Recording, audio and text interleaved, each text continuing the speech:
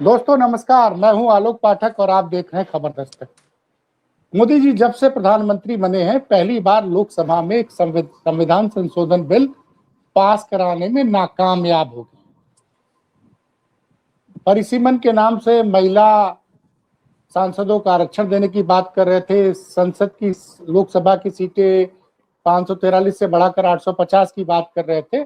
उनको 2/3 संख्या बल चाहिए था, जो उनके पास नहीं था। फिर भी उन्होंने ये बिल पेश किया और विपक्ष ने मोदी जी का यह बिल पास नहीं होने दिया।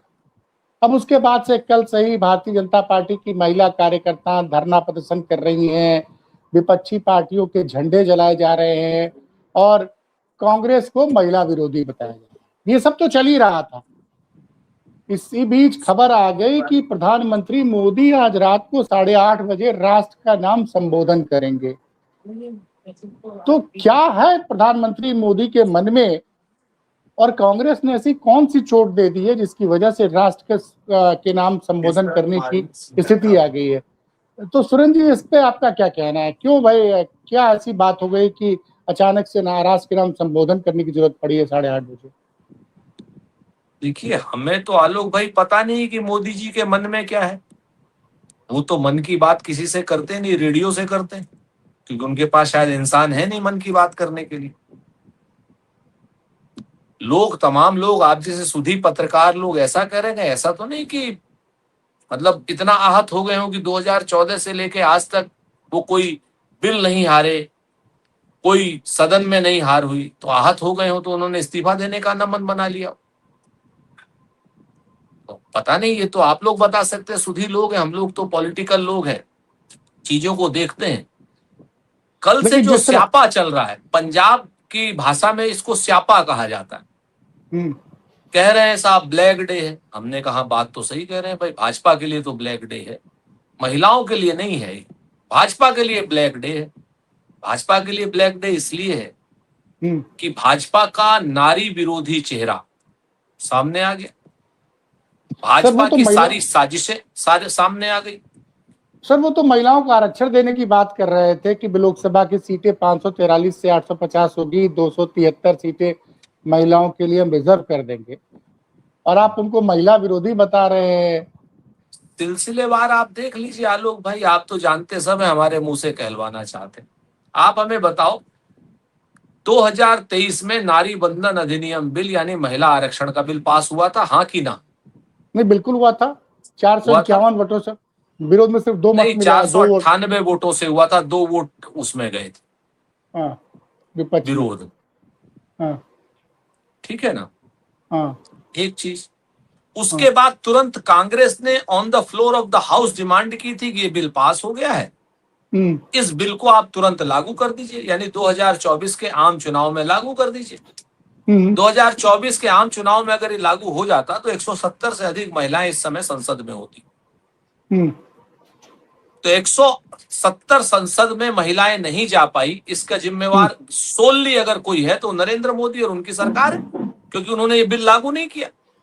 उन्होंने इसमें एक पुल थ्रू लगा दिया कि धारा 334A लगा दी हमने, अनुच्छेद ए, कि जब तक आरक्षण नहीं होगा, सॉरी, जब तक डिलिमिटेशन नहीं होगा, जनगणना नहीं होगी, तब तक इस बिल को हम लागू नहीं करेंगे।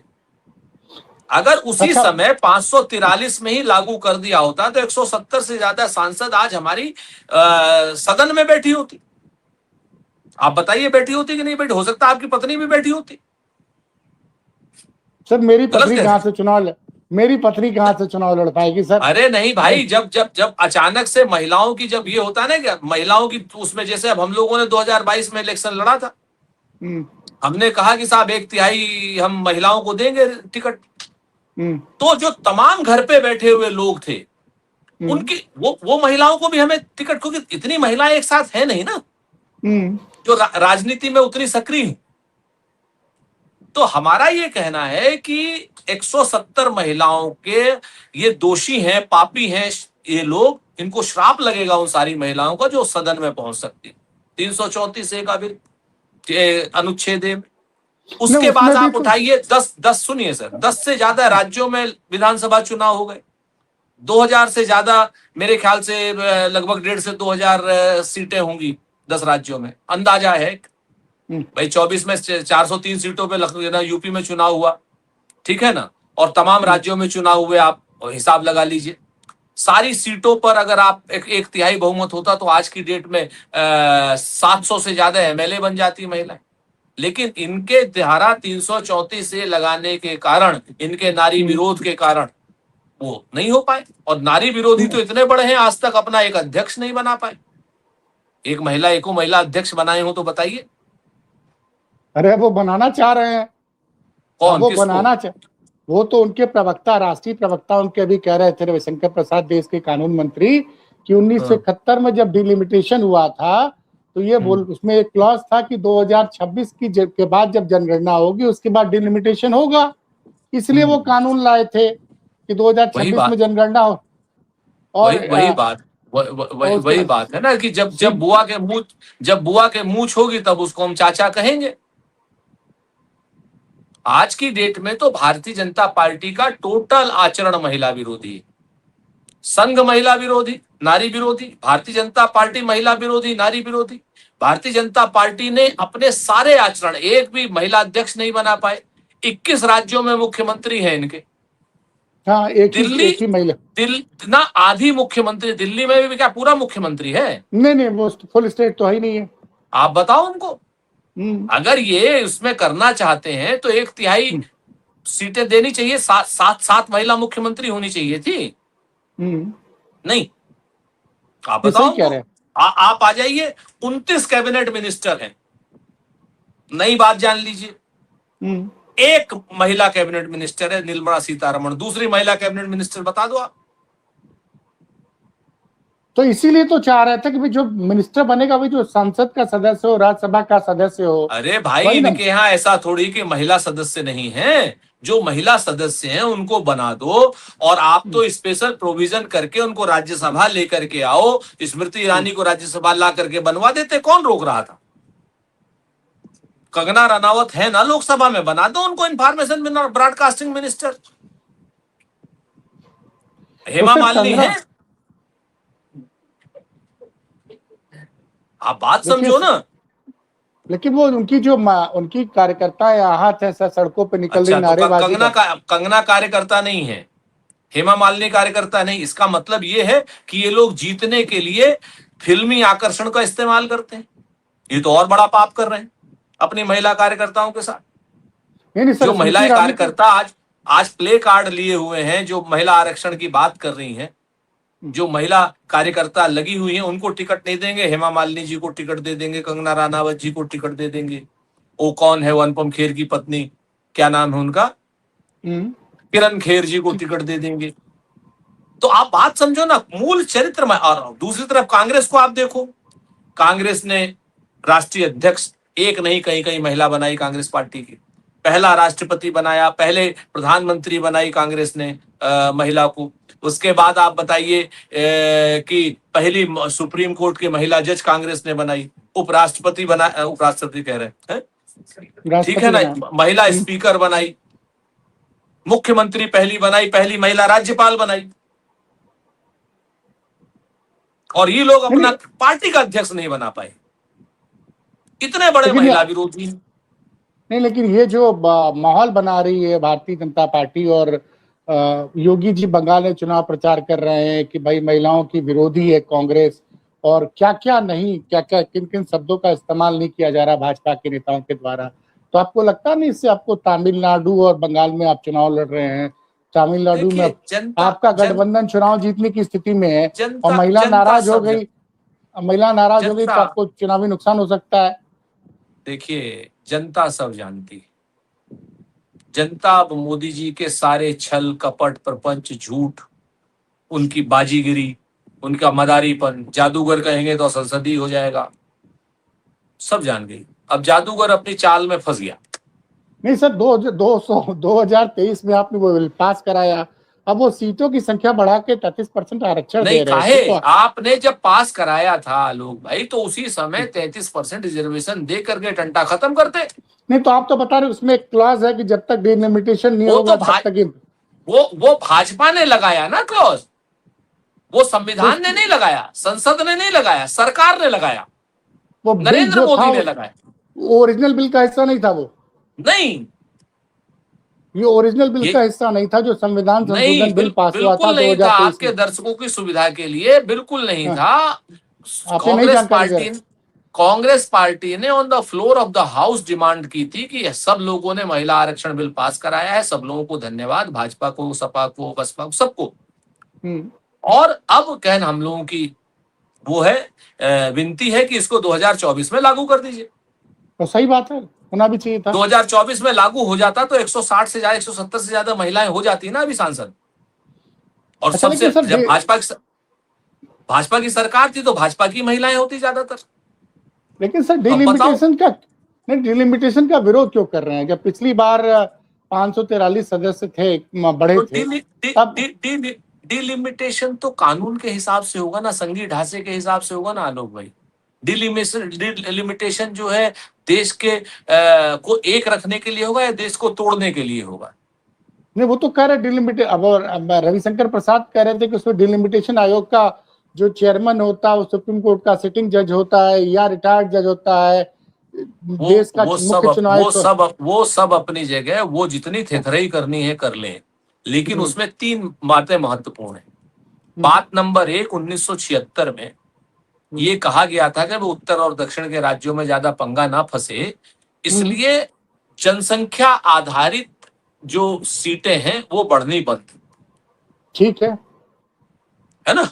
हाँ बिल्कुल, जनसंख्या, मैं आपकी बात सुन रहा हूँ, सही कह रहे हैं आप, ठीक है। ठीक, जनसंख्या आधारित सीटें बढ़नी बंद। और ये 2000, इसको खाली हम ही ने नहीं, इंदिरा गांधी जी ने लाई थी, उसके बाद अटल बिहारी वाजपेयी जी ने फिर इसको क्या नाम 25 साल के लिए आगे कर दिया था 2001। 2001 में। तो ये तो भाजपा के ही नेता थे ना, कि कोई और था? नहीं तो हर जगह 85% सीट तो बढ़ा रहे थे। तो 50 नहीं, यही तो क्या इसमें खेल है। क्या यूपी की इन्होंने बढ़ की यूपी इन्होंने में जो ये आंकड़ा जो सामने रखा गया 80 से 120 हो रही थी, तमिलनाडु की ये 39 ये से 59 हो रही थी। ये लोग झूठ बोल रहे हैं।